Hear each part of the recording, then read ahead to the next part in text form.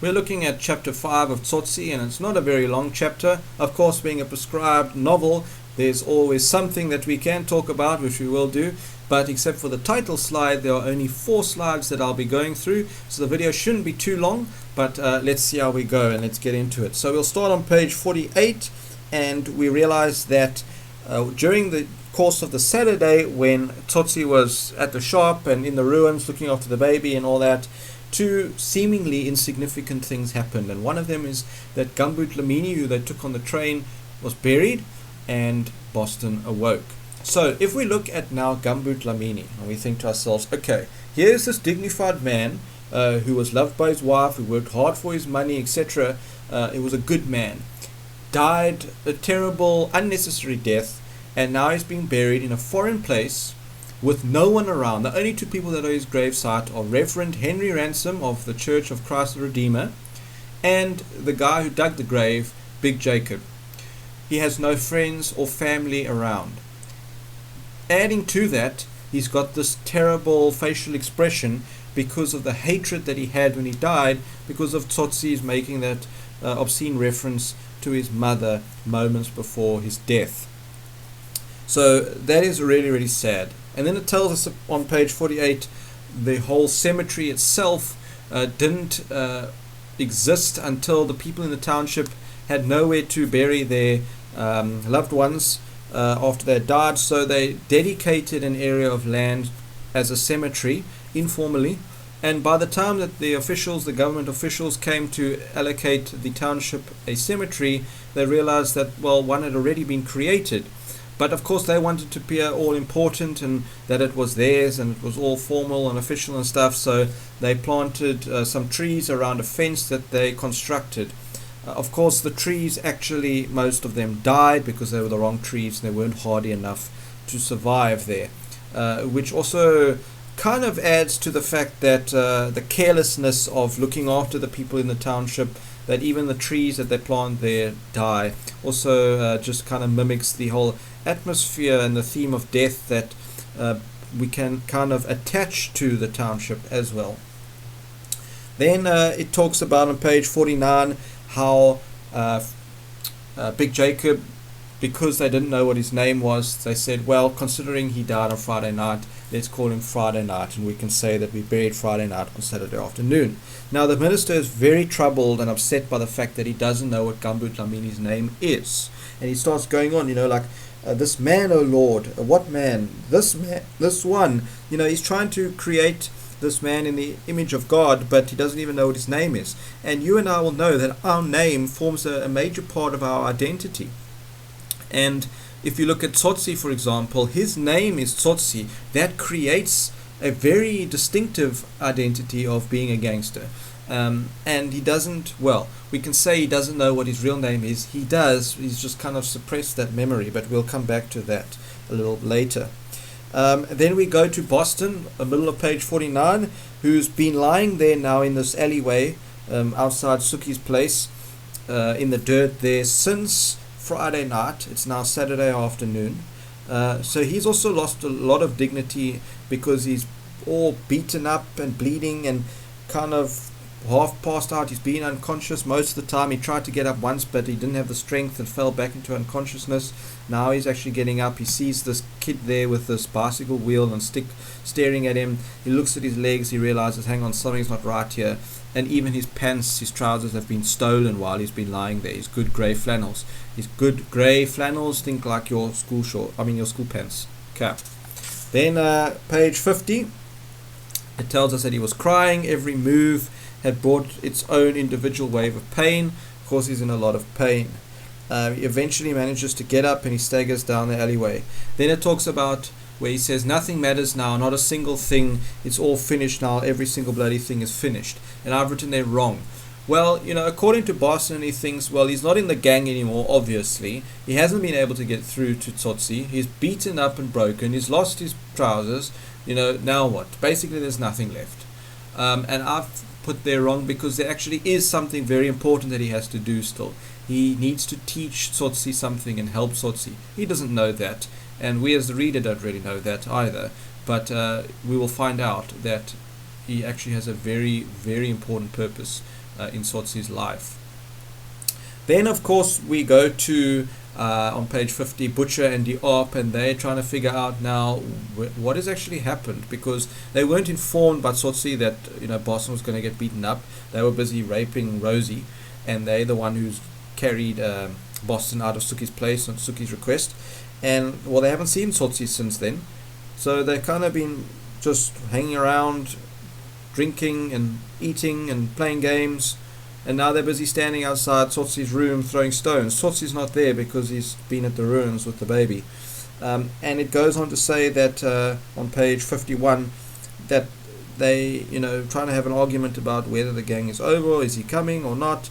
And Tom always posed the same question: what can I do with it? Your only escape from this predicament lay in a gang, because that had a leader and he decided what to do. They don't know what to do because they're always told what to do. That's the whole point about being in a gang.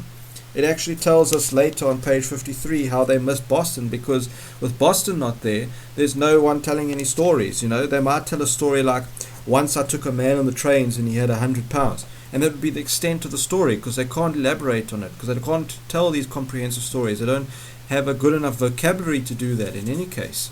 And so they're busy standing there throwing stones against lampposts. What is interesting is that Butcher makes the comment, I can go right now. In other words, like, it doesn't matter whether Tsotsi comes or not. I've got other things in my life to do. I don't need him. If you can go right now, why haven't you then? And the reason why he hasn't is because he doesn't have anywhere else to go or anything else to do. All they're used to doing is drinking and looking to see whether the shadows are getting longer or not, and waiting for Tsotsi to make a decision. That's all they do. Then we see on page 52, much to their delight in a sense, Tsotsi comes down the side street there towards his house, and they see him. Now at first Tsotsi ignores them because, well, he doesn't actually know himself whether he wants this gang or not. Whoops. He doesn't know whether he wants this gang to exist. But eventually we see this young attractive woman carrying a baby and a blanket on her back walking past the street, and Butcher makes these sexual innuendos and these horrible comments to her, and she spits in the ground and carries on whatever. But we're told that Tsotsi looks at this woman and says there was a thought there. In other words, he's thinking about something. Now, we don't know officially what he's thinking about, but as the reader we can maybe make the assumption that, well, here's a lady with a baby, looking after the baby. He's got a baby. He doesn't know how to look after the baby. She clearly does. So maybe she can help him, or somebody like her, look after the baby that he has. So that's just what we're thinking along those lines, all right? And of course we'll figure that out soon to come. Then eventually at the top of page 53 he says, right, come inside, to Butcher and Diop, and of course they happily follow him into his house, and they pick up on the fact that it smells bad in there. That's because of the baby and its feces and all that on the rags that he's got there. Of course he doesn't tell them what it's all about. He just throws the rags outside, and we hear about all the flies coming on it and all that. And then we hear about the fact that they missed Boston because there were no stories. It was like there was like this awkward silence, and Tsotsi doesn't really know like whether he wants this gang to exist, but he says that he's the one who had actually let them in, and by doing that he had inadvertently said the gang is continuing. Then we go to page 54. At the top of page 54 is important. He says, like, when he left the baby and that, he says he had decided to forget about it when he left the ruin. I have fed the baby, I have hidden it safe, and I will come back tomorrow, he had said to himself. In the meantime, I will carry on as always. That's what he had said. He said, okay, so what? I've got a baby, whatever, but I'm going to go back to my place. I'm going to carry on being the Tsotsi that I'm used to and all that. It says it hadn't worked that way. It doesn't work. Because the thought about the shoebox and its contents, the enigma of his memory of the bitch, these slipped back repeatedly into his consciousness, no matter how determinedly he had thrown them out a few minutes before. He cannot deny these thoughts and these memories. He can't push them back anymore. He was able to do that. But after Boston in Suki's place prompted him to think all those things, he went running. And when he rested in the white suburb against the blue gum tree, straight away the memory started coming back and all the thoughts started overflowing his mind. So he was struggling to stop it then. He can't actually ignore it, and that's actually a good thing, that he has all these thoughts coming into his head.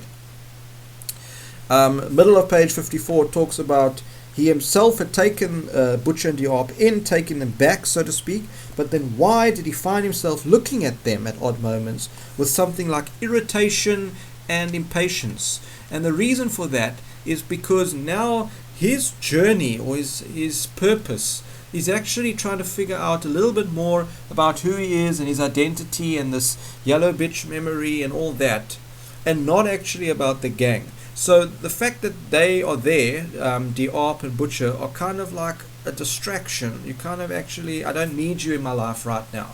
So he's finding it irritating. But of course they're waiting there, expecting him to say something to give them a purpose, because they don't have a purpose. They don't know what to do. So they're hoping he's going to say, right, tonight we're doing X, Y, Z. Okay. What is interesting on the last page of this chapter, page 55, is that Tsotsi recognizes that I made the choice to let them into my house, Butcher and Diop, and I've been making choices all this time, a victim of dark impulses, okay, so bad choices that a gangster makes, of what we're going to do each night. That means I have a choice. I can choose what I want to do. And this never really entered his head before. He's never really thought about this. But now as the reader, we can say, well, if you have a choice, you can choose to do bad or you can choose to do good. And he's made few choices already when looking after the baby, going to buy milk, putting his jacket down on the table so that the baby would be comfortable when he took it out the box, that kind of thing. So there's definitely a form of change happening here in Tsotsi that will develop as the chapters go on. And eventually, near the bottom of page 55, he says to them, we are going to the city tonight. Now that's quite vague. What does the city really mean? There's a couple of things that could mean. But Diop and Butcher are just so happy that they've been given a purpose, reacting, it says, to the purpose it suddenly gave to life.